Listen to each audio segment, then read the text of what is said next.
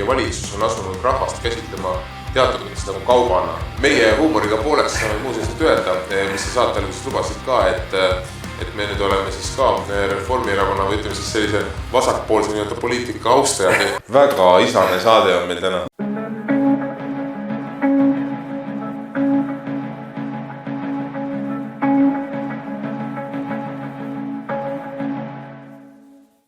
Tere taas! Üle pika aja oleme jälle eetris. Nagu näete, me ei ole täna oma tavalises stuudios. Meie tavaline stuudio on remondis ja oleme sellise asenduspinna peal. Aga meil lase sellest ennast häirida ja olen tänasesse saatesse kutsunud kaks väga ägedat meie erakondlast. Kõigepealt erakonna esimees Silver Kuusik. Tervitus! Erakonna liige Ruuben Kaalep. Tere Jüri, tere Eesti rahvas! Ja meie tänane saade algab siis sellega, et mehed, me oleme siin tasapisi toimetanud, võtame kokku selle kuu. Mida on erakond teinud, mida me veel võib-olla räägime ka sellest, mis sündmus on toimunud Eesti poliitikas selle kuu jooksul või siin lähiajal. Ja kui jõuame, siis räägime ka sellest, et äkki mis plaanid meil on.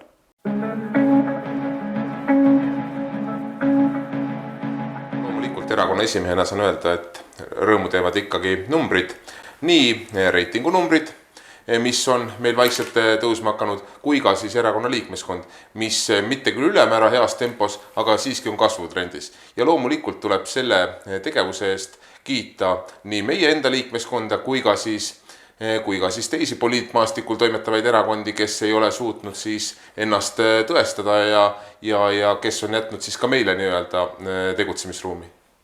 No, väga hea. Ruubenil ka midagi veel siia lisada, äkki tuleb. Jah, täiesti nõus Silveriga, et eks meie suurim ülesanne, suurim katsumus Eesti poliitika maastikul on oma tugev rahvuslik sõnum jätta kõlama ja tuletada meelde just neid samu väärtusi, mille eest meie esivanemad võitlesid, et eks Eesti riigi püsimine ja meie riigi julgeolek, meie rahva ellujäämine edasiminek on kõigi meie kätes ja meie erakond, Eesti Rahvuslased ja Konservatiivid seisab selle eest täie südamega, täie hingega. No okei, aga väga hea, et me selle teemani jõudsime. Võtame meelt nüüd kõige alustuseks selle, et kuna me tahame ennast, eks ole siin meie eesmärk on ikkagi kasvada, ennast rohkem rahvale tutvustada, aga läbi mille sa seda ikka teed, kui avaldame meelt ja me sellise ühe ägeda aktsiooniga korraldasime. See on väga, väga hea, et seda meelde tuletad. Oli ju tõepoolest, kes juhtusid nägema või lugema meediast 14. novembril Tallinnas Stenbocki maja ees, kus siis samal ajal toimus valitsuse nii-öelda istung. Siis viisime läbi oma erakonnaga siis ka meeleavalduse ja mis ta saab siis võib-olla öelda kõige rohkem nii-öelda välja tuua selle meeleavalduse eripäraks. Üks asi see, et ta oli väga professionaalselt kajastatud, väga professionaalselt korraldatud, aga sellise tugeva lootuse ilmselt andis nüüd see asjaolu, et me seisime üheskoos nii Isamaa kui ka Keskerakonna esindajatega sellel samal nii-öelda platvormil rahva ees, ehk et me ilmselt suutsime välja tulla sellisest tavapärasest tänasest, ütleme, Eesti partei maastikul toimuvast meeleavalduse formaadist, kus siis meeleavaldust korraldav partei võtab siis ka endale kogu selle poodiumi, võtab selle nii-öelda au, on ta siis kui suur tahes, aga et ühtlasi keeldub ka reeglina siis koostöös teistega, ehk isegi ei vaevu kutsuma oma meeleavaldusele, mis võib olla küll õige eesmärgist, aga et ta ei vaevu isegi mitte nii-öelda teiste erakondade esindajaid kutsuma. Ja meie siis kutsusime tõepoolest seekord nii parempoolseid, nii EKRE-t, Keskerakonda kui ka Isamaad, kellest siis kaks viimast ka kohale vaevusid tulema, kaks esimest ei vaevunud, aga usun, et ka nendel on meeleparandusruumi ja miks mitte juba 7. detsembril, kui teeme uue meeleavalduse pangamaksu poolt, siis võivad ka nemad kohal tulla ja kindlasti kinnitan ja luban ka seda, et erakonna esimehena, et anname nendele ka sõna siis täies nii-öelda aus ja võrdselt siis teistega. No selle panga, selle uue aktsiooni juurde me tuleme veel saate lõpu poole tagasi, aga noh, mina isiklikult kahjuks ei pääsenud seal selles meeleavaldusel osalema, aga seda materjali ma vaatasin ja mis tegi tegelikult ka päriselt nagu head meelt isiklikult endale, oli see, et me tõesti suutsime leida teiste erakondadega neid ühiseid pidepunkte, poliitiliselt nendega nagu saama nagu samasse punti, et hei, me ju tegelikult oleme kõik ühe ja sama asja eest siin Eestis väljas ja kui me oleme selline erakond ja miks ei võiks kõik võtta sellest nagu natuke õppust, et hei, ei pea kogu aeg vastanduma. Ja muuseas, see on meie erakonna, need, kes veel ei tea, ka meie erakonna üks alustala ehk siis see sama nii-öelda rahva nii-öelda ühtsus, ehk me räägimegi ennem, kui me hakkame ennast kuidagi parteilasteks klassifitseerima, me räägimegi kõigepealt endist kui rahvast, endist kui rahvusest ja just selle nii-öelda esile toomine, selle rõhutamine, et me saame täiesti vabalt teha koostööd nende inimestega, kes seisavad õige asja eest ja kuuluvad teise MTÜ-sse. Et see sama MTÜ kuuluvus ehk parteiline kuuluvus ei saa olla takistuseks Eesti asja ajamisel. Täpselt. Ruuben, sina olid ka koha peal.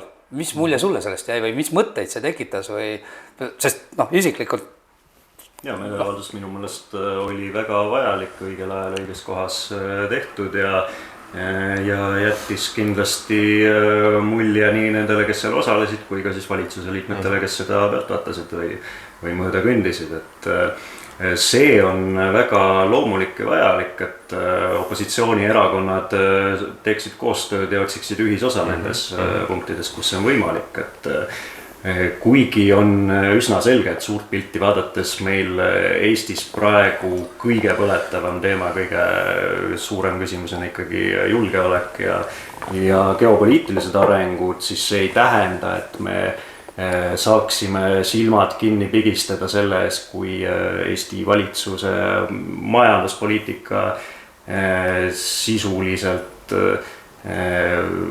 aitab kaasa rahva vaesumisele ja puudub suurem plaan, kuidas sellest halvast majandusolukorrast välja tulla, milles me praegu oleme. Et maksukoormuse veel suurem tõstmine ja üha suurem osa Eesti rahva, Eesti ettevõtjate raha ülekandmine siis riigieelarvesse ei lahenda tegelikult neid sügavamaid probleeme Eesti majanduses, mida saab ikkagi tuua ju ettevõtluse toetamine ja arendamine, võimaldamine. Eks see julgeolek ja tegelikult ju see toimetulek, eks nad on ju kättpidi või külgepidi seotud ikkagi, et väga paljud pered ju, noored perekonnad, kes nii-öelda riigi maha jätavad või kelle kaitsetahega langeb tänu sellele, et nad riigis toime ei tule või siis ka selle maksumaksja peale tulek, me võime maksumaksjat käsitleda ka siis nii-öelda tulevase riigi kaitsjana, eks ole, et ta tegelikult on ju külgepidi seotud, on ju, Need on kaks, tegelikult mina ütleks, et kaks põletavat nagu probleemi, et mis on külgepidi kokku pandud.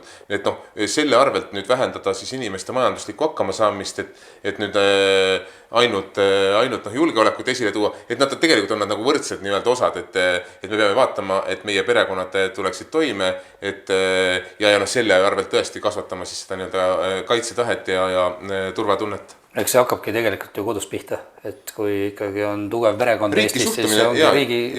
Just nimelt see, et mis vaimus kodanik kasvab, et kas ta kuuleb iga päev seda, kuidas riiki kirutakse, kuidas, ma ei tea, pereisa käib teisel pool lahte tööl või ta kuuleb seda, et kui tähtis on selle riigi kaitsmine, et sealt tuleb see suhtumine või see baas, eks ole.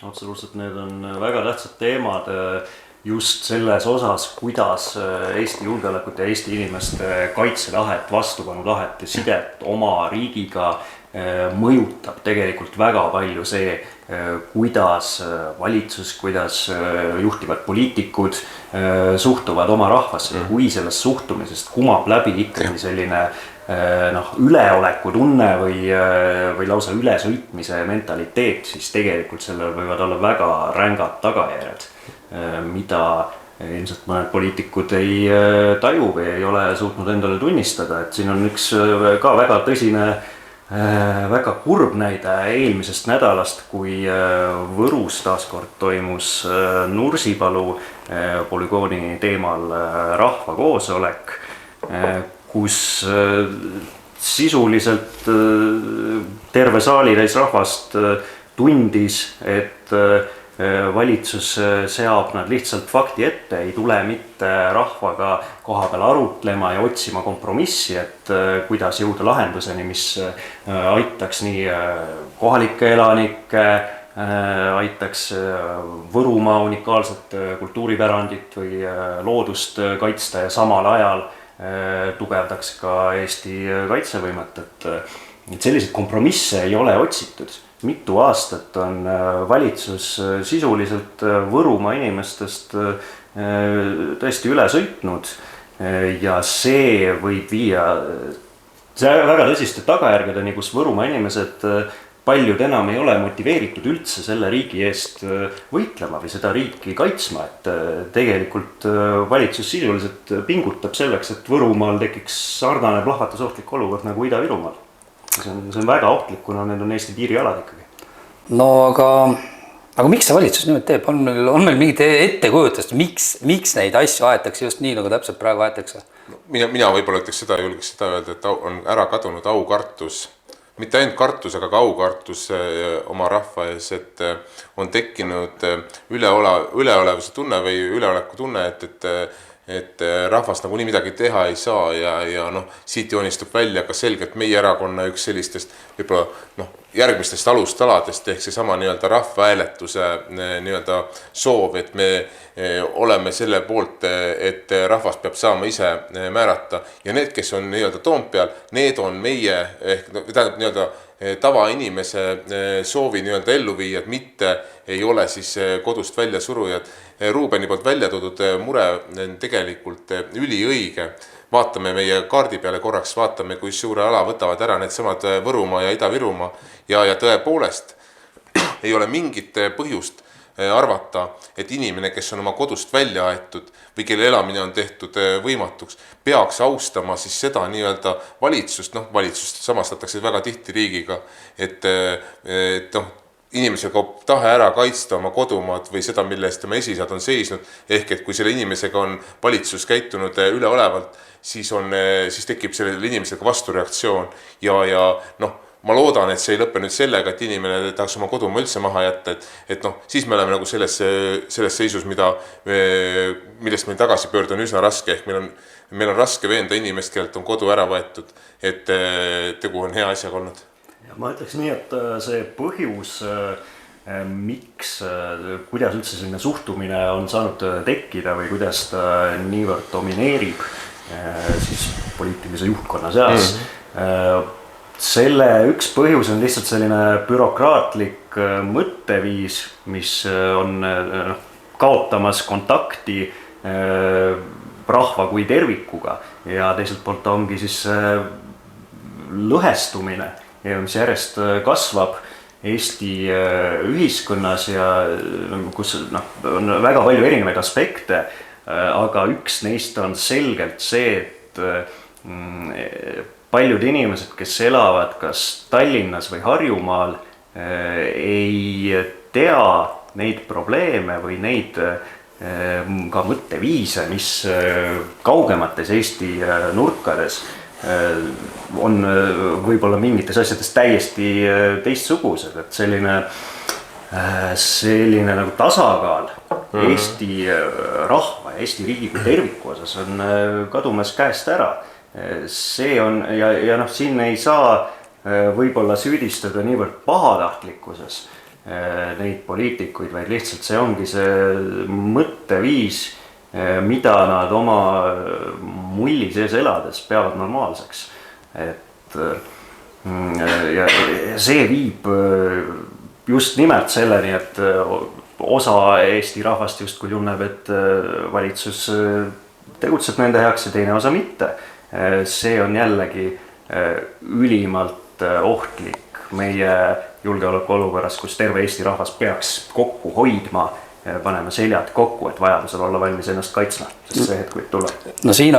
Ja, kui sa veel lubad natuke täienda, et noh, Ruubeni mõttest nii-öelda tingituna ma ütleme, noh, võib-olla saaks teatud mõttes öelda, et meie valitsus on asunud rahvast käsitlema teatud mõttes nagu kaubana või nagu mingi tootena, esemena, millel ei ole mingisugust sidet oma kodumaaga, mida saab eest ära tõsta, et teeme polügooni, tõstame inimese eest ära, et ta siin ei segaks, tõstame teise nurka, eks ole, või teeme Rail Balticut, tõstame inimese eest ära, või hakkame tegema fosforiidikaevandusi tulevikus, tõstame inimesed eest ära, et nad ei segaks siin, et või minu pärast kas või lähme siis peretoetusteni välja, et noh, masinlikult lähenetakse, et tegelikult ei ole sellist riigimehelikku lähenemist, ei ole vastutustunnet, ei ole sellist noh, analüüsitud mõtlemist, lähtutakse hetkeolukorrast ja minu arvates ei nähta pikemat plaani ja seda sama, mida noh, ka Ruuben kirjeldas, et ütleme sellist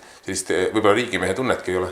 No, minus on jälle tekitanud sihukest asja, et miks see ei ole, on ainukene loogiline lahendus see, et see sama praegune valitsus ja osa sellest nagu on nii kaua olnud lihtsalt nagu võimul.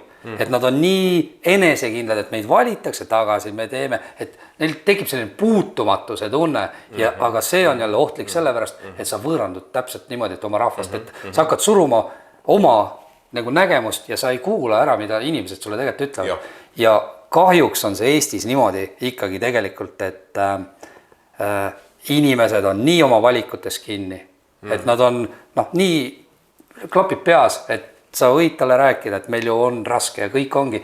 Eestlane küürutab ja näeb siin vaeva hirmsest, eks ole, ja ta ikka ja läheb ja valib seda täpselt seda sama ja ta ei... No ja vaata, siit joonistubki välja sinna eelmisest nii-öelda lõigus räägitu ka, et tegelikult kõiki maksutõuse peita julgeoleku taha ei ole ka jälle õige või kõiki perepoliitika kärpeid või inimeste elu raskemaks tegemist, automaksu või et me kõik topime sinna julgeoleku taha, see ei ole jälle õige, eks ole, et need peavad sünkroonis arenema ja selle kõrval peab olema ka see nii-öelda, tegelikult valitsejal peab olema see kodaniku kartus või ta teab, et kui ta midagi valesti teeb, et kodanik võib teda karistada.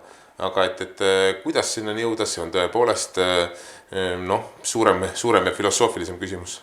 No vot siin ongi see, et kuidas ise kohtudes ka siin paljude inimestega erinevatel sündmustel ja vesteldes nendega, siis ongi see, et see sõnum on juba nii lootus, et aastava varem, mida nad ütlevad, minu häälest ei sõltu ju nagu nii mitte midagi. Aga tegelikult kui palju sõltub, kui sa teeksid selle õige valiku, aga ei ole ju kedagi valida, kes see õige on. Nii.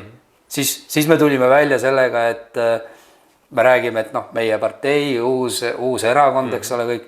No mis te olete korda saatnud, ütleb mulle üks inimene. Mõtlesin, kuule inimene, et me ei ole jõudnudki veel seda teha, aga kuula, keskendu natukene, et see asi võib-olla ei olegi nii lootus ette, et sul võib-olla on tekkimas valik.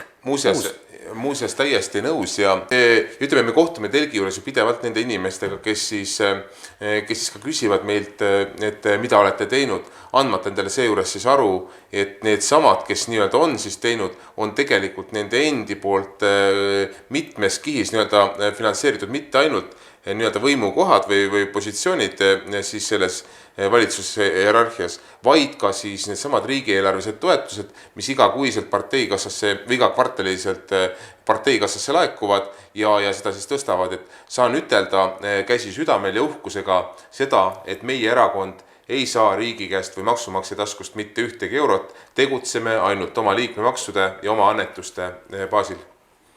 No ja see ongi ja see seabki meile nagu antud hetkel nagu piirid, et kuigi teotahe on suur, ideed on tegelikult head ja hoolivus on olemas, eks ole, et oma inimeste eest seista, et teha nüüd lõpuks siin poliitmaastikul totaalne kannapööre ja minna nagu murujuure tasandilt seda asja nagu õigesti tegema, siis seda toetust ja just selliseid toetajaid ja annetajaid on jube raske nagu leida, kui sul ei ole nagu hirmsat suurt pagasit nagu tehtud töödest, eks ole, ette näidata. Et see on keeruline kindlasti. Eks ta järk-järgult kasvab ja ma ütlen, igal ühel meist on võimalus ka siis oma selline panus anda, et ka nendel headel vaatajatel, kes ei ole meie erakonna liikmed ja tunnevad, et see jutt kuidagi neid kõnetab, et saate alati ühendust võtta ja liikmeks tulla või oma nii-öelda piskuga meid aidata.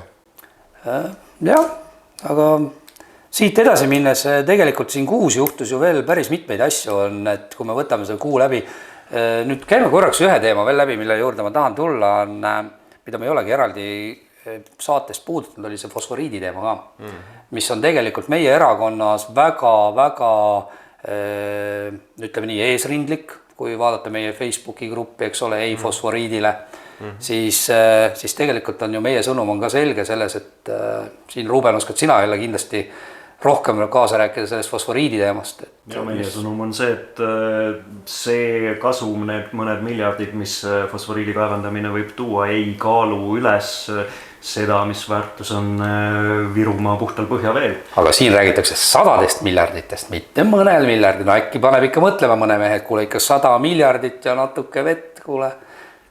Kaheldav, see on tõenäoliselt väga pika ajavahemiku peale sel juhul. Et küsimus on siin ikkagi selles, et keskkonnal ja loodusel tervikuna on mingeid väärtusi, mis ei ole rahanumbritesse pandavad. Mõõdetavad, just. Et see, et kas inimestel on võimalik üldse elada oma esivanemate talus niimoodi, et neil on kaevus vett, neid talusid, mida see olukord potentsiaalselt puudutab, on väga palju, väga laial alal. Lääne-Virumaal siis alates kuskilt Kundast kuni Rakvere lõunapoolsete küladeni välja, et see tehnoloogia, millega siis plaanitakse fosforiiti kaevandama hakata Eestis, on sisuliselt ikkagi samas arengujärgus, nagu ta oli 80-ndatel siis, kui Nõukogude okupatsioonivõim tahtis Eesti loodust ja Eesti demograafiat hävitada nende samade fosforiidikaevandustega, et mis on positiivne märk kindlasti on see, et väga paljud kohalikud inimesed üle Eesti mõistavad seda probleemi, räägivad nendest ohtudest ja ma usun küll, et kui rahvas laiemalt oma meelsust selles küsimuses näitab, siis on ka võimalik neid äriprojekte pidurdada ja takistada kindlasti. No mina käisin seal meeleavaldusel, teda nüüd ametlikult ei tahetud nimetada meeleavalduseks, eks ole, seal Arukarjääris koha peal ja selle põlisrahva, siis Kungla rahva korraldatud ja eestvedamisel siis no see oli võimas tegelikult ja see rahvas, inimesed, kes siin olid kokku tulnud ja need, kellega ma siis koha peal rääkisin ja seal paar intervjuud võtsin, tegelikult on südant lõhestav kuulda, kuidas inimesed on hirmul oma kodu pärast. Et nagu me võime igaüks nagu ette kujutada seda, et me elame kuskil ilusas kohas, me oleme ostnud siia maad, me oleme teinud oma aia, investeerinud sinna, tahame siin oma lapsi üles kasvatada, aga järsku on see oht, et sul hakkavad siin samas mõnekümne meetri kaugusel, eks ole, kopad, masinad, tolm, kogu see asi, lisaks just nagu sa mainisid, eks ole, et põhjavee reostuse oht on nii suur ja kõik mille nimel? Lihtsalt see, et me teame, et seal maa sees on raha, see raha, eks ole. No ja nüüd on esimesed 30 tonni juba välja kaevatud, eks ole. Ja see raha ei lähe mitte rahvale, vaid see raha läheb mingisugustele järjekordsetele hulludele projektidele, mille otstarvet meie taolised lihtsurelikult siin ilmselt ei mõista. Siin on ehedad näited, kuhu see raha võidakse nagu kantida. Rail Baltica, eks ole. Meil on Nordica on siin suur projekt, kuhu lõpmatuseni võime seda raha sisse panna. Just nimelt. Selliseid rumalusi. Ja keegi ei saa aru, kuhu see raha nagu siis lõpuks nagu läheb. Andsime ju miljoneid, 100 miljonit. Või päästame maailma kliimat selle raha eest või eks ole, et me samas, mina ei tea, kas on nüüd selle saate teema, aga nendest samadest raiemahtudest rääkida, et räägitakse kogu aeg rohepöördest tegelikult sellise kvaliteet metsa nii-öelda osakaal pidevalt langeb, toimub üle raie, eks ole, et ja selle tähe all räägitakse justkui, et me oleks veel paremad ja veel rohelisemad, veel säästlikumad kui kunagi varem, et tegelikult on täielik udu, mida ju rahvale maha müüaks ja selle sama fosforiidi kaevandusega läheb täpselt samamoodi, et keskkonnale tekitatakse pöördumatu kahju ja selle taustal räägitakse meile siis esiuudisena mingisugusest kliimaneutraalsusest ja maailma päästmisest. No see on täielik jama. Ja need näited tõesti illustreerivad väga hästi seda, et kuidas kogu see rohepöördepoliitika on äärmiselt silmakirjalik, et noh, me ei ole ju kuidagi selle vastu, et arendada taastuvenergiat, paremaid tehnoloogiaid, mis säästavad keskkonda rohkem, aga mida tegelikult tehakse rohepöörde sildi all, on väga erinevate keskkondade elupaikade hävitamine sisuliselt, kas siis sellega, et propageeritakse jätkuvat lageraiet sama suurtes mahtudes. Täna just lugesin, et kliimaminister Alender kinnitas täpselt sama suured raiemahud ka järgmisteks aastateks, kui nad on olnud seni, selle argumendiga, et RMK-l on vaja põhimõtteliselt oma plaanid täita, et see järelikult siis see keskkond ja elurikkus ei loe. No, raha on vaja. Fosforiidi kaevandamise puhul on ju ka toodud üheks põhjenduseks, et selle maavaraga on võimalik mingeid rohetehnoloogiaid arendada, mis siis justkui peaks olema globaalses mõttes keskkonnale hea, ehk siis selle nimel võib hävitada terve regiooni. Muuseas, Ruubeni poolt nüüd siin samas jällegi rõhutatu, et tegelikult aasta-aastalt jääb ju RMK-l vähemaks neid nii-öelda lanke, kus on siis see väljavedu ülimugav, ehk et siis üha kaugemale liigutakse nendest magistraalidest või siis rajatakse üha suuremaid nii-öelda teid ligipääsuks või tekitatakse siis täielikult ülivõimsate masinatega need nii-öelda rööpadega. Enam ei hoolita ju mingisugusest linnurahust või mingisugusest, enam ei ole vahet. Mingi orav seal kuskil haruldane orav on. Absoluutselt, et tähtis on see rahani jõuda, et see raha tuuakse ära ja siis jääb siuke kraavide ja kändude siuke nagu rägastik maha või see on siuke nagu laastatud maa, et meil ei olegi tegelikult sellise majandamise korral, meil ei olegi tegelikult välisvaenlast vaja, kui meie oma sisemised, meie omad kaasmaalased ei mõtle oma tegevusi niimoodi läbi, et vanasti ju tehti raiet ikkagi siis, kui maapind oli külmunud, ligipääs oli tagatud, eks ole. Täna on tõepoolest selle tehnikaga, aga see murrab igalt poolt läbi ja ta hävitab nende nii-öelda koosluste, keda me ei pruugigi näha või tuvastada nende olemas seal, kes nii-öelda seal maapinnas või maapinnal liiguvad, et ta hävitab nende elupaigad igaveseks ära. Kõige hullem on, et seda lageraiet tehakse kaitsealadel ka, et väga paljud inimesed tõenäoliselt ei teagi, et see on lubatud, arvatakse, et kus on kaitseala, et siis seal on loodus alati prioriteet number 1, aga tegelikult suurem osa kaitsealade piiranguvööndites on lageraie täiesti lubatud ja seda pidevalt tehakse ka, et ainult sihtkaitsevööndites on see keelatud. Aga nüüd mul tuli praegu siin kuulates teie juttu, tuli veel selline mõte, et aga teate, mis oht veel tekib? Me teeme lageraieid siin. Me jõuame tagasi selle kaitse teema peale. Kuhu meil meestel, kui vanasti partisanid istusid, metsavennad olid metsas.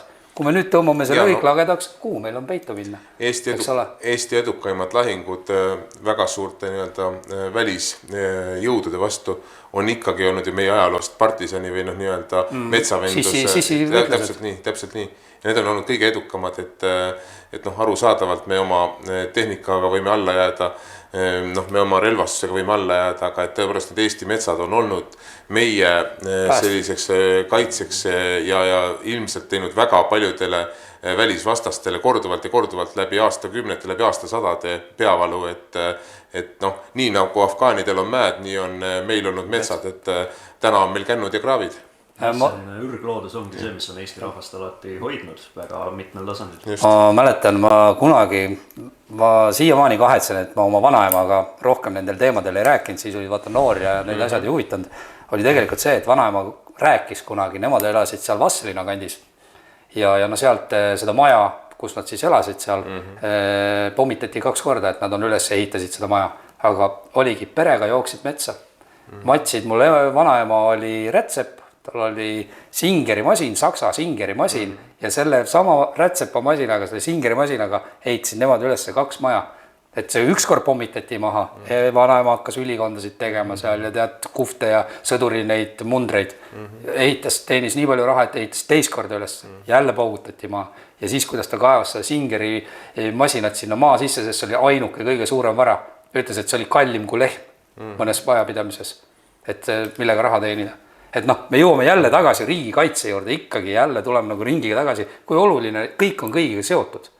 No loomulikult riik on tervik jah, et ega ta muidu poleks ju nii-öelda ta saanud tekkida või toimidagi, et siin ongi, riik on orgaaniline tervik tõepoolest. Ja üks asi muidugi, mis ma panin tähele, tulles tagasi korraks selle fosforiidi selle aktsiooni juurde, oli see, et tegelikult põlisrahvad olid tulnud toetama üksteist. Oli täpselt Võrumaalt, Nursipalu, see, kes siis on nagu seal võitlevad oma Nursipalu eest, eks ole, Saaremaalt. Nendel suur mure oli, nad võtsid ka sõna seal, et need meretuulikud, eks ole, mis sinna tahetakse meeletult suur tuulepark rajada. Et noh, need põlisrahvad oskasid nagu selgasid kokku panna. Võib-olla mitte põlisrahvad, isegi võib-olla ei ole see ülemäära hea, aga ma võib-olla tõmbaksin joone kuidagi Eesti mõistes suurlinna ja siis sellise nii-öelda maainimese, et nagu linnainimese ja maainimese vahel, et mulle tundub, et maainimene saab sellest looduse tähtsusest ehk kohati paremini aru kui see, kes elab paneelmajas näiteks. See põlisrahva idee on praegu rohkem sellist väikeste kodanikuühenduste tasandil, aga see on ülioluline minu meelest just, et rahvana mõista selle tähendust tegelikult, et ja siin jälle, kui tagasi tulla selle Nursipalu küsimuse juurde, siis võrokesed ju kuulutasid ennast oma kongressil põlisrahvaks eelmisel aastal, mida siis lähtudes ÜRO-s vastu võetud põlisrahvaste õiguste deklaratsioonist, millele ka Eesti on alla kirjutanud. Aga valitsus teatas, et ta seda ei tunnista ja tegelikult on ju küsimus selles, et kõik Eesti hõimud, kellest Eesti rahvas üldse koosneb, võrokesed, virulased, saarlased, ugalased, kõik me oleme ajaloolised põlisrahvad oma territooriumil, mis tähendab seda, et meil on rahvana ka õigus säilitada seda elukeskkonda, säilitada oma ajalooliselt kujunenud sidet, majandussuhteid, mis selle maaga on seotud. Et see on tegelikult see, millel üldse kõigi maailma rahvaste enesemääramine peaks põhinema. Et kui me seda ühiselt mõistame ja et kokku on eestlased, Eesti põlisrahvas, siis me saame ka aru, mis tähendus tegelikult on sellel riigil. Aga mehed, kuidas me saaksime niimoodi? Mul on nagu kurb nagu vaadata seda, et on tõesti, jah, on tekkinud nagu selline killastumine. Ehk siis linnad, pealinnad, suurlinnad meil, mis siin paar suurlinna, eks ole. Ja siis on see maapiirkond. Aga kuidas me saame need inimesed ühtseks? Kuhu on kadunud see meie selline Balti keti õlg-õla kõrval seismise tunnetus? Miks inimesed võõrduvad teinesid? Kas see on nüüd see, et üks selline vanakooli sugupõlv on mööda läinud ja nüüd need noored, see nutigeneratsioon või mis iganes generatsiooniks, et seda kodust enam ei tule kaasa nagu või? Miks me ühiselt ei seisa vastu mingitele asjadele, mis ma kuulen igal pool, käid sa linnas, räägid tuttavate sõpradega, inimesed oma vahel räägivad pagan ja kiruvad seda maksutõusu ja kõik kardavad, eks ole, seda maksutõusu asju, aga miks inimesed ei tee mitte midagi? Ma arvan, et meie seda teeme, et meie erakond ongi see, kes Eestis praegu kõige tugevamalt esindab sellist sügavamat rahvuslikku maailmavaadet, rahvusterviklust, seda arusaama sellest just nimelt nagu Silver ütles, et Eesti ja iga rahvus on orgaaniline tervik, see on elus organism, meil on kõigil siin riigis, siin ühiskonnas oma roll vastavalt sellele, kes me oleme, kellena me oleme sündinud, mis on meie võimed ja nii edasi, et sellest tegelikult moodustubki üks rahvus, nii nagu sigar ja pesa. Et meie erakond kannab seda ideed. Eestis on väga palju rahvuslasi, ma arvan, et suurem osa Eesti inimesi on tegelikult rahvuslased. Lihtsalt mure on selles, et nendest asjadest ei räägita piisavalt. Me ei tegele selle harimise või selle mõtteviisi säilitamise ja arendamisega. et kes me tegelikult rahvana oleme. Me liiga vähe küsime selliseid eksistentsiaalseid küsimusi. Aga nüüd on piirid lahti, igaüks võib minna, tulla, noored tahavad välismaale kõik. Kas me peaksime selle näiteks haridussüsteemiga kuidagi liitma? Ma arvan, et just nimelt, Jüri, et kui nüüd võtta siin 100 aasta tagune selline periood, siis tegelikult me peaksime võib-olla vaatama siis, millest koosnesid siis nii-öelda kooliõpikud ja võib-olla mõnikümmend aastat ka enne seda, et enne kui vabadussõda hakkas, kust tuli noortel koolipoistel see julgus, kust tuli neil see tahe seda riiki kaitsta, seda maad kaitsta, kust neil see usk tuli minna suure vaenlase vastu, et ja vot see on see koht, millest peame õppima, ehk siis teisisõnu küsides, või kui sa nüüd küsid, tulles tagasi su küsimuse juurde, et miks seda enam ei ole, siis see ongi täpselt hariduse pärast. On see, et meie lastevanematel ei ole ilmselt lastega aega tegeleda, sest nad peavad majanduslikult enda toimetuleku eest hoolitsema. Ja teistpidi on siis see õpetus on läinud, mida tänapäeval koolis siis antakse, on läinud ka siis, ma ei taha öelda punaseks, aga värviliseks või värvikirevaks, ehk et ei ole täna mitte sinimust valge see õpetus, vaid on selgelt värviline. Võtame ette mingisuguse, ma ei tea, 6., 7., 8. klassi kodaniku nii-öelda õpetuse õppematerjalid ja kui väikese lõigu leiame me sellest samast kas või vabadussõjast või Eesti riigi alustaladest, räägitakse kõigest muust, et on seal suured pildid nendest inimestest, kellest näiteks minu arvates ei ole Eesti rahvas suurt tulu saanud.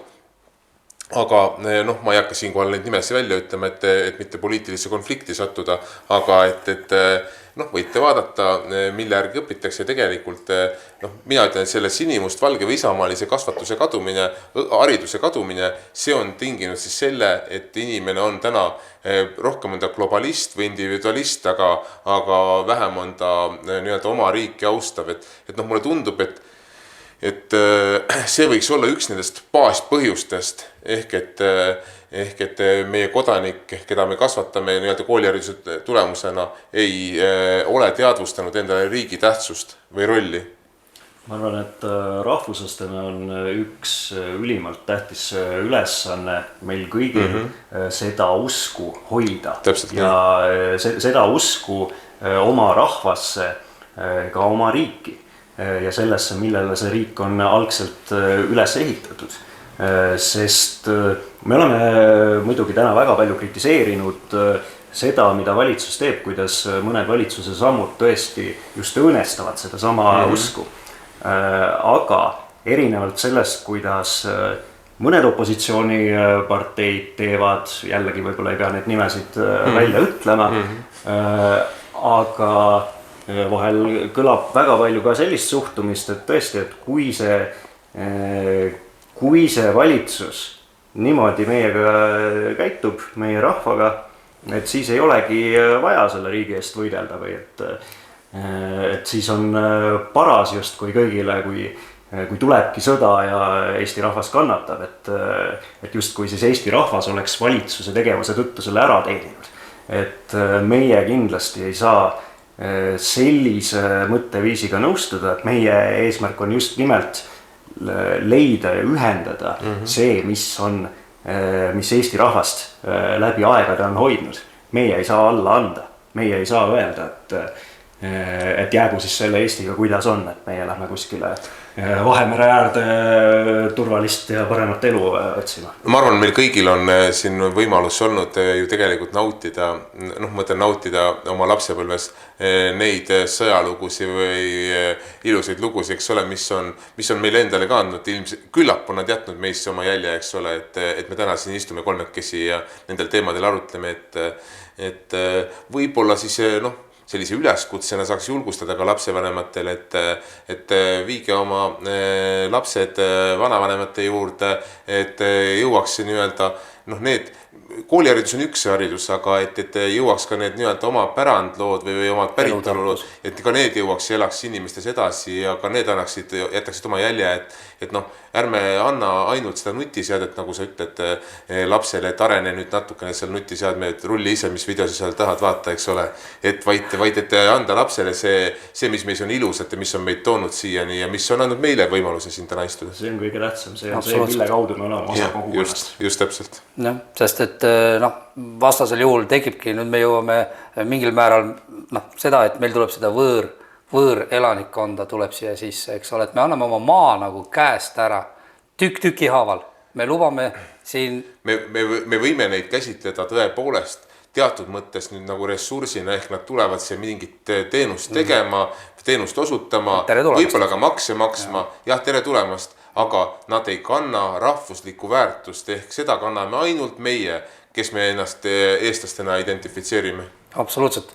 Jah, et kui see kontekst on siis see, et valitsus tahab pidevalt langetada võõrtööjõu kvoote ja piiranguid selleks, et ettevõtjate aitamiseks justkui siis võimalikult palju odavat tööjõudu Eestisse sisse tuua, et see võib tunduda lühikeses plaanis kasulik, aga pikas plaanis me ju tegelikult muudame oma riiki ja oma rahvast sellega. Noh, iseenesest, nagu sinagi siin ütlesid, selles ei ole ju mitte midagi halba, et inimesed tulevad spetsialistid, tulevad siia tööle, toovad oma teadmist, arendavad meie tehnoloogiat, meie ettevõtlust, kõike sihukest asja. Ja kui ta maksab ausalt makse, ta on riigile kasulik kodanik, miks mitte? Sa saad elamisluba, sul on tööluba, eks kõik. Aga nüüd, mis on nüüd ka viimasel ajal nagu uudistes käinud läbi, on praegu aktuaalne teema, on see hall pass ja võõrkodanike valimisõigus. No tuleme nüüd korraks selle juurde ka siis. Tõmbab muigale. Päris palju ilmselt kirgi kütnud, et noh, siin meie erakonnal on ühene lähenemine, on erakondi, kes vingerdavad ja minu arvates on ka erakondi, kes üritavad kuidagi tekitada, olles või omanud korduvalt läbi selle viimase siis nii-öelda 30-aastase valimisperioodi või tsükli, omanud korduvalt võimalust see rudiment või kuidas ma ütlen, ära lõigata, eks ole, et teha selle teemaga lõpp, siis ehkki nendel on korduvalt see võimalus olnud, siis just kui selline poliittehnoloogiliselt tuuakse see kaart nüüd nagu laua peale, ma ei ole veendunud isegi sellest, kas selle taga siiras tahe on, küll aga saan öelda, et meie erakonnal, üsna uuel erakonnal, et meil on see tahe täiesti selge ja arusaam täiesti selge, kodanikul on kodanikuõigused ja mitte kodanikul on mitte kodanikuõigused. Elanikul on elanikuõigused, et selleks, et ühest inimesest saaks kodanik, peab ta vastama kodanikuks saamise eeldustele. Ja selleks on loomulikult oma riigi austamine, oma keele austamine. Me ei saa rääkida sellest, et 30 aastaga ei ole olnud nüüd inimestel võimalust ära õppida riigikeelt, et ta ei saa eksamit ära teha, eks ole. Ja see võiks olla nagu üks sellistest eeldustest, aga mulle täna tundub muuseas selles teemas väga palju sellist poliittehnoloogilist lähenemist, ehk et tahetakse saada lihtsalt odavaid nii-öelda hääli.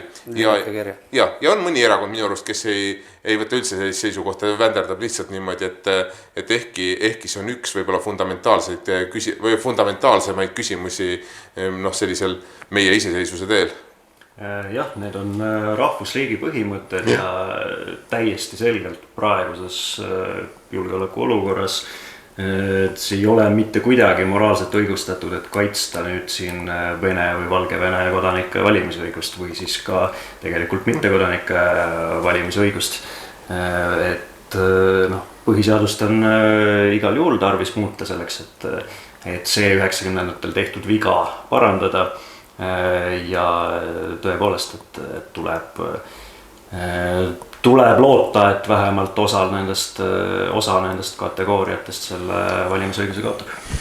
No siin ongi jälle see, et kus see piir nagu siis läheb, et kes siis on nagu kodanik, kes on see halli passi inimene, et nagu mina kujutan ette, et see inimene, kui sa tahad olla Eesti kodanik, siis sa pead oskama vähemalt kirja pandud tasemel eesti keelt, sa teed ära riiklikud eksamid, eks ole, sul on mingi aeg on elatud Eesti Vabariigis, et see ei ole niimoodi, et ma homme tulen, teen eksami ära ja sa oled kodanik. Siin peab olema nagu see, et sa oled ka siin nagu reaalselt elanud, et see võiks olla kuidagi seotud ajaliselt.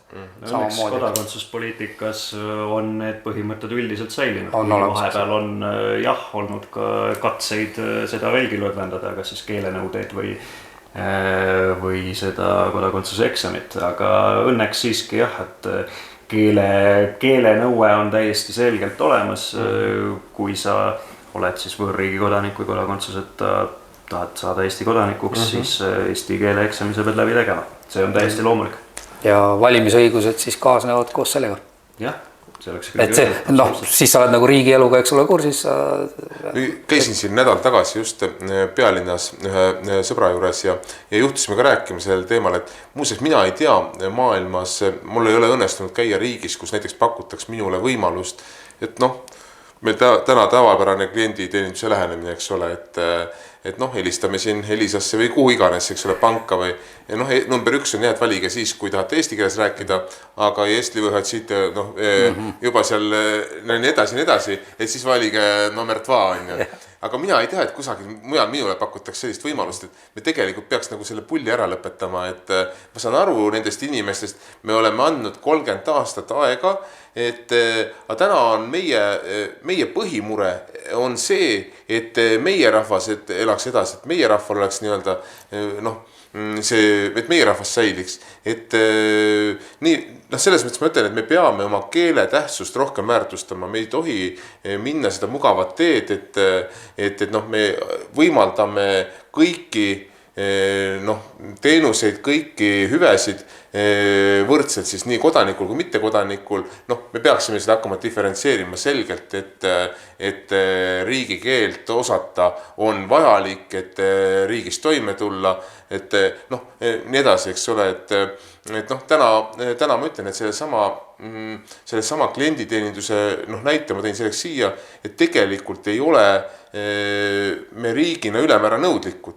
Üheski teises riigis mina ei saa näiteks ma lähen, ma ei tea, Lätti või Leetu või ma ei tea, teisele pole Peipsit ei käida praegu, aga või Saksamaale, eks ole, ja keegi ei anna mulle, et vali number 3, kui ma tahan näiteks eesti keeles rääkida või number 4 või. Ma ei tea, kuidas Rootsis praegu. Ma ka ei tea, kuidas Rootsis on, ma ei ole Rootsis seda proovinud, aga on eluliselt vähe usutav, et Rootsis pakutakse eesti keelt kõnelemiseks. Soomes vist on tegelikult. No Rootsi, Soome jah, just. Aga sellele, et mittekodanikud saavad valida, on ka väga otsesed poliitilised tagajärjed olnud, et ühte nendest nägime mõne nädala eest Narvas, kus siis tuli välja, et ENSV see oli juba käime selle teema ka läbi, see on tegelikult see on väga, mind ennast ka väga ajas marru siukene asi. See oli juba õudus jah, et kui sellise koalitsiooni Narva võimuliidu Narva uuel võimuliidu moodustamisel oli siis tõepoolest üks Mihhail Stalnuhhini nimeline mees, kes ei pidanud paljuks nimetada siin seda Eesti NSV-ks ja see ei olnud keelevääratus. Lepime kokku ühes asjas, see ei olnud kindlasti keelevääratus. Pärast kui reporter või ajakirjanik seal küsis,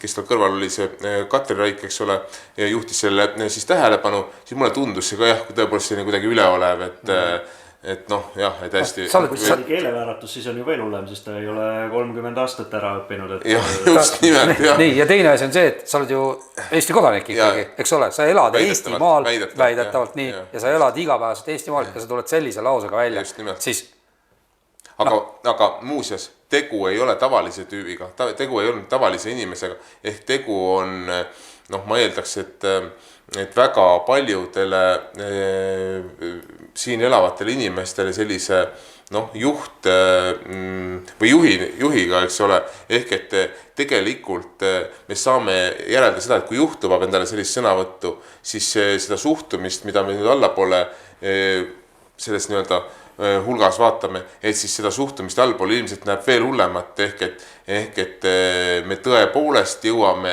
selle sama jälle julgeoleku küsimuseni, et kas need mehed, kes siin on, kas need mehed ikkagi on kõik valmis, kui me vaatame seda, ma ei tea, 1,3 miljonit, et kui paljud me tegelikult saame öelda, et kui paljud on valmis riiki kaitsma minema, et seda kaitsetehnikat sisse osta ja neid kuidagi püüda nende meeste peale ära jagada, noorte meeste peale, me ei tohi, noh, see ei ole õiglane selles mõttes, et ma olen täielikult veendunud selles, väga paljud siin elavad inimesed ei ole tegelikult Eesti riigi eest väljas. Nad ei ole valmis Eesti riigi eest välja minema. Ehk see sama Eesti NSV nali, mida härra Stalnuhhin endale lubas, siis tegelikult ma kardan, et see probleem on palju tõsisem, see kipub kanduma sinna allapoole ja see suhtumine võib olla totaalselt riigivaenulik. Siin ongi asi selles, et sellised, ütleme, venemeelsuse poole kalduvad poliitilised jõud, nagu siis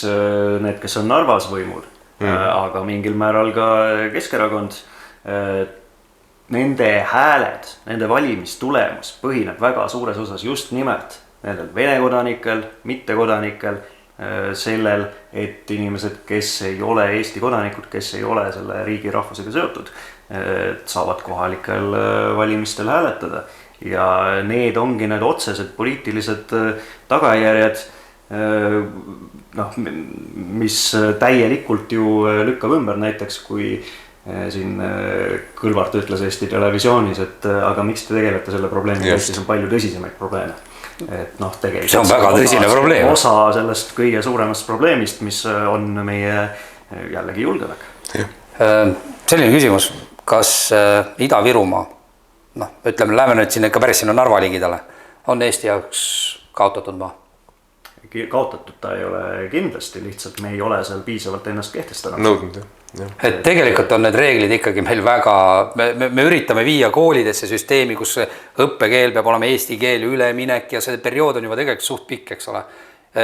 Isiklikult olnud Narvas, Narva-Jõesuus kunagi piirivalves, eks ole, seal sõjaväes aegadel ja kõik, siis ja nüüd aastakümneid sinna tagasi minnes, mul oli asja sinna ja sa läheb poodi, sildid on eesti keeles, aga teenindaja ei saa aru, kui ma küsin talle, kus mingit toodet ja tõesti, tekkis selline, et aga kuidas sa siis neist siltidest aru saad, kus sul toode on, kui sa saa minu käest aru, et ma küsin sul näiteks mingit šokolaadi, eks ole, ime sa võid ära, kus šokolaad ja ta ei saa aru, et kuidas meie näiteks, mis on meie seisukoht, mis on meie nägemus, kuidas me saaksime nagu seda rohkem, kas me peaksime karmistama neid keeleseadust, olema konkreetsemad, miks nad ei eestistu nii-öelda siis, miks see on veel see piirkond?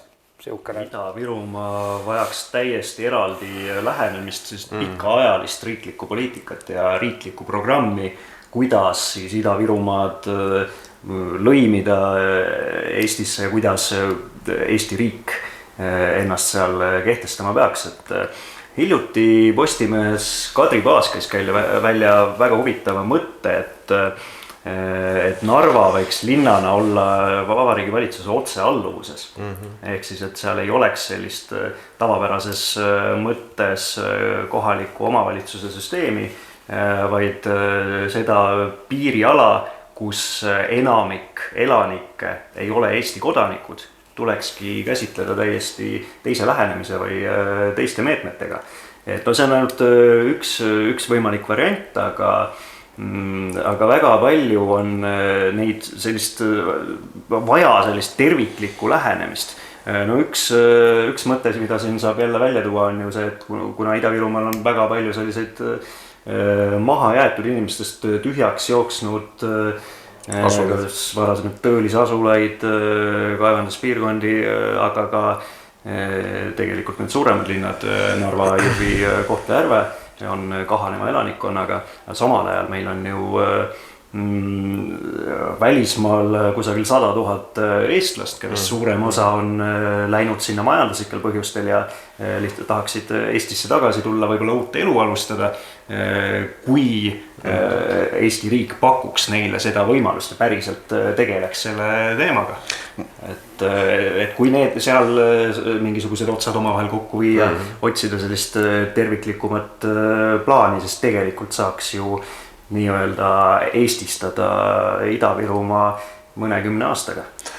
Ja mulle võib-olla püüdes ka selle Ida-Virumaa nii-öelda probleemile vastata, et tegelikult jääb nagu mulje, et mis jääb mulje, tegelikult see ongi niimoodi, et me oleme jälle käsitlenud riigina seda piirkonda justkui mingisuguse potentsiaalse nii-öelda noh, riigikassa täitmise nii-öelda allikana või noh, millel on oma nagu mingi ülesanne, aga mille riik ei kanna nagu mingit vastutust, et käisin paar aastat tagasi, käisin Sillamäel ja seal vestlesin ühe prouaga ja tead, ta päris huvitavalt, ma ei olnud nagu ka selliselt nagu mõelnud, aga see oli päris huvitav, kuidas ta rääkis Vene ajast ja rääkis sellest, kuidas olid kultuurimajad ja koolid ja lasteaiad ja see võrk ja ühistranspordist ja kõigest. No ma küsisin samas võtmes, et miks ta eesti keelt ei oska, et noh, ja me tegelikult ei saa öelda, et kodanikud oleks seal kõik süüdi, nendel on lastud niimoodi lihtsalt seal,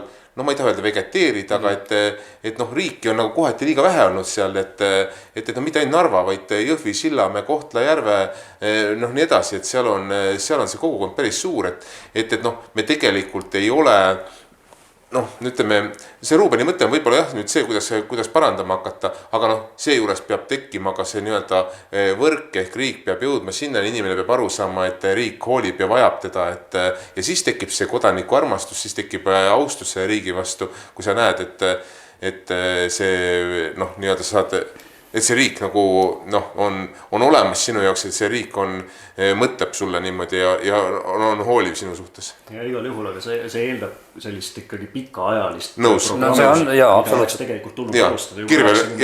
Kirvelöögiga seda ära ei tee, jah. Praegusel hetkel, noh, kui me vaatame lähiperspektiivis, siis on tegelikult väga tõsised ohud juba praegu õhus, kui me vaatame seda, kuidas Venemaa tõenäoliselt plaanib hoogustada oma hübriidrünnakuid. Noh, lääne luureteenistused hoiatavad selle eest, et Venemaa võib ka Baltimaadele rohelisi mehikesi sokutada ja siis samal ajal Hiina laevad Läänemerel sõidavad üle kaablite ja sidevõrgud katkevad. Tegelikult ju terrorism täiesti. Absoluutselt. Kes ja kuidas täpselt selle taga on, aga aimata võime ja noh, hetkel on lihtsalt vaja Ida-Virumaa reaalselt teha kindlaks, et see on Eesti riigi kontrolli all. Noh, ainuke, noh, üks asi on see, aga teine asi on jälle, ja ma olen täiesti kindel, et ongi häid inimesi ja neid on toredaid inimesi, nad tunnevad end ka võib-olla natukene kõrvale heidetult, aga seal on väga palju inimesi ka, kellel fundamentaalselt on õpetatud, nendel on ajaloost teistsugune arusaam, nende jaoks on olemas see teine ajalugu. Ja kes kannavad, eks ole, neid värvilisi linte siin ja käivad, panevad monumente. Kuidas me nende inimesteni jõuame, mis me nende inimestega teeme, kes nagu on reaalselt teistsuguse ajaloo arusaamaga? Tundub, et mõnikord tuleb tunnistada, et need vastuolud ongi ületamatud, et ega me ei saa ju hakata riigina mingit mõttepolitseid mängima, et meie ütleme, et mis on üks õige maailmavaade. Aga kui nad õõnestavad näiteks... Mõtleme välja, kuidas ajupesu teha kõige paremini, et jah, ongi selge, et siin on täiesti erinevad ajaloonägemised ja millele taandubki tegelikult ju see, et meil on Eesti identiteet ja siis on selline Vene impeeriumi ja imperialistlik identiteet, kes räägivadki sellest, et kuidas juba meie vanaisa käis siin vabastamas Eestit või Berliini või kus iganes ja siis praegu Ukrainas täpselt samamoodi siis käib mingi vabastamine. Kas Eestil on ka see oht olemas? Eks ole. Ja see ongi see, et meil on see oht. Et meid ka... tullakse vabastama. Mis viisil täpselt, eks ole, et hetkel tõenäoliselt kõige suurem oht ongi sellised ka raskesti ette aimatavad hübriidrünnakud. Aga teeme korraks sellise väikse pausi ja oleme kohe tagasi.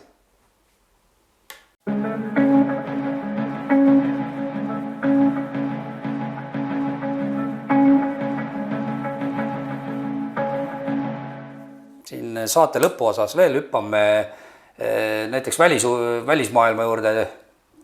Trump võitis Ameerika presidendi valimised. See on suur uudis. Me ei saa seda jätta käsitlemata. Mida see võib tähendada meile, mida see võib tähendada praegu Ukraina ja Venemaa sõja seisukohalt või mis on meie mõtted ja nägemused? See tõenäoliselt ongi üks kõige suurem küsimus Trumpiga seoses, mis meid huvitab, et kas ja kuidas ta siis kas suudab peatada Ukrainas käiva sõja või ei suuda seda teha või kas ta survestab Venemaad mingis suunas, kas ta survestab Ukrainat mingis teises suunas. Täpselt ei ole ilmselt mõtet liigselt spekuleerima hakata, ma usun seda, et Trump ei taha kindlasti mingit sellist häbistavat kaotust, nagu näiteks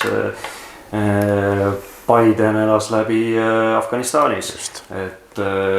Ja Ukraina sundimine nüüd Venemaa tingimustele järele andma oleks kaotus tegelikult ikkagi ka läänemaailma jaoks ja USA jaoks. Lihtsalt sellepärast, et Putin ju tegelikult testib selle sõjaga nii lääneriike kui ka USA-d. Putin on seda välja öelnud ju, et tegelikult sõda käib just lääne vastu, et lihtsalt Ukraina on see ohver, kes ette jäi ja kellega on ju Venemaal väga sügav ajalooline konflikt, eks ole. Et hetkel me näeme seda, et Venemaa eskaleerib seda sõda veelgi ja ilmselt just see on küsimus nendest 2 kuus, mis on jäänud siis Trumpi ametisse astumiseni. Sellest on selgelt näha, et ka Putin kardab Trumpi, ta ei tea, mida Trump ette võtab. Mingid spekulatsioonid käivad, kas nad juba on omavahel suhelnud, kui palju ja millest, eks ole, seda me jällegi keegi ei tea. Ja võimalusi võib olla väga erinevaid, aga selge on ju see, et need tingimused, mida tegelikult Putin on Ukrainale seadnud ja mitte ainult sõja alguses, vaid ka praegu viimaste nädalate jooksul on sellised, mida ei saa Ukraina ega lääneriigid mingil juhul vastu võtta, need ei olegi ju mõeldud sisulisteks läbirääkimisteks, sest et räägitakse ju ikkagi Ukraina täielikust allumisest Vene mõjusfäärile, see on see, mida Venemaa tahab. Venemaa ei ole nõus mingil juhul sellega, et Ukraina saaks NATO liikmeks või mingisuguse muu garantii lääneriikide poolt, aga ilma sellise garantiita ei ole tegelikult ju võimalik sõda lõpetada. Et isegi kui ajutiselt leppida kokku mingis rindejoone külmutamises, siis on väga raske näha, et see rahu oleks püsiv. Ta ju ei olnud 2014, 2015, 2022, et see on jah, Trumpi puhul see asi ilmselt, mida me kõige rohkem teada tahame. Teine teema, ma arvan, kus on kindlasti positiivsed arengud oodata, on immigratsiooni piiramine. Et USA-s on Trump lubanud ikkagi väga tõsiselt ette võtta selle, et 10 miljonid illegaalsed immigrandid on Mehhikost sinna tulnud ja täiesti muudavad selle riigi etnilist koostist, et kui nüüd Trump näitab seal ikkagi seda, et see on normaalsus, et iga riik kontrollib oma piire ja kaitseb oma rahvastikku, siis see võiks ju innustada ka Euroopa riike mõistlikumat poliitikat oma rahvuslikes huvides ajama. Et kindlasti on siit mitmeid positiivseid asju loota ja loodame, et siis ka välispoliitikas. No, ega ma ütleme, Rubenit ülemäära täiendada ei ole, et ta päris hästi võttis küll selle kokku, aga et võib-olla sellise, mis muudab nendest 2 Trumpi võib-olla ka meie jaoks niimoodi sobilikumaks, siis meie see väikene riigikene on, ma jätan nüüd Ukraina konflikti kõrvale, sest Ruben võttis siin peaaegu kõik kokku, mis võtta kokku andis. Aga et ju see sama Pariisi kliimaleppest taganemine või mida on, või selle uuesti avamine, eks ole, mida on Trumpi administratsioon siis ka väljendanud, et ma arvan, et see võiks anda juba Eestile päris suure võidu, kui ühel hetkel see rohepööre, vähemasti see tempo, see, mis on pöörane tempo olnud selle igasuguse absurdsuse maale toomisel, et võib-olla sellele suudab siis pidurit panna ja siis tõepoolest ma loodan nagu ütleme siis sellises immigratsiooni küsimuses ma loodan ka, et siin, et ka Eestil on nii-öelda õpperuum, et Eesti võtab hästi ruttu selle omaks, saab ka aru, et oot, et kõik ei sõltu siin päris 1,3 miljonist, vaid et maailmas on palju suuremad asjad, mis maailma kliimale palju rohkem, eks ole, mõjuvad. Aga et loomulikult me väikese rahvana peame aru saama, et kui me võtame selle maailma mapi, püüame ta nii-öelda või mängulaua ja võtame selle enda ette, siis me peame aru saama, kui pisikesed me oleme, mis on meile nii-öelda tähtis, mida me saame teha ja mida me ei saa teha, ja siin tuleb teha tarku valikuid, siin ei maksa ajada rumalat juttu, ei maksa endale tekitada väärkujutelmasi.